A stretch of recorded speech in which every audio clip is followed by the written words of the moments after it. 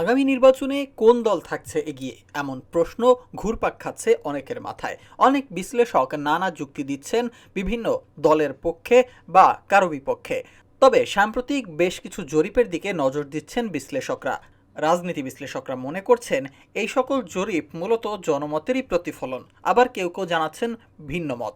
সাম্প্রতিক ছাত্র সংসদ নির্বাচন, যেমন ডাকসু, জাকসু বা চাকসু, এসব নির্বাচনের ফলাফলও জাতীয় নির্বাচনকে প্রভাবিত করবে বলে মত দিচ্ছেন কেউ কেউ।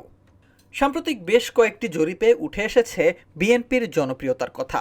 বিএনপি আগামী নির্বাচনে সরকার গঠন করবে এর পক্ষেই মত দিয়েছেন বেশিরভাগ মানুষ। কেউ কেউ আবার মত দিয়েছেন জামায়াতে ইসলামীর পক্ষে। কিছু সংখ্যক মতামত পড়েছে নিষিদ্ধ ঘোষিত আওয়ামী লীগের পক্ষেও। যদিও আওয়ামী লীগ আগামী নির্বাচনে অংশগ্রহণ করতে পারবে কিনা তা এখনও নিশ্চিত নয়। এছাড়াও অল্প কিছু সংখ্যক সমর্থন এসেছে জাতীয় নাগরিক পার্টি এনসিপির পক্ষে। তবে ছাত্র সংসদ নির্বাচনগুলোর হিসেব নিকেশ যেন বদলে দিয়েছে সবকিছুই। ছাত্র সংসদ নির্বাচনগুলোতে দেখা গেছে বাংলাদেশ ইসলামী ছাত্র শিবিরের নিরঙ্কুশ বিজয়।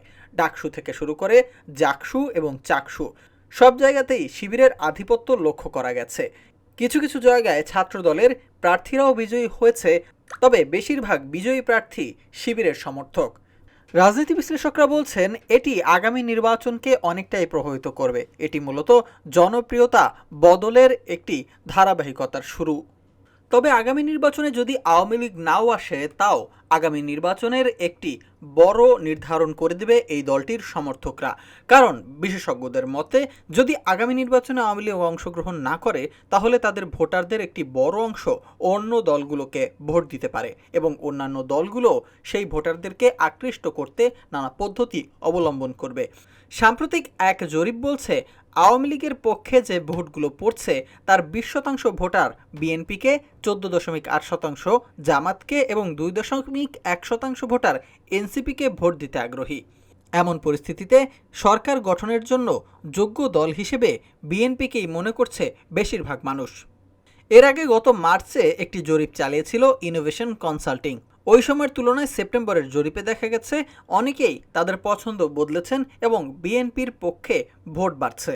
অপরদিকে আওয়ামী লীগের পক্ষে যে মতামত প্রয়োগ সেটিও বৃদ্ধি পেতে দেখা গেছে। এমন অবস্থায় আগামী নির্বাচনে কারা সরকার গঠন করবে তা কেবল নির্বাচনই নির্ধারণ করতে পারে।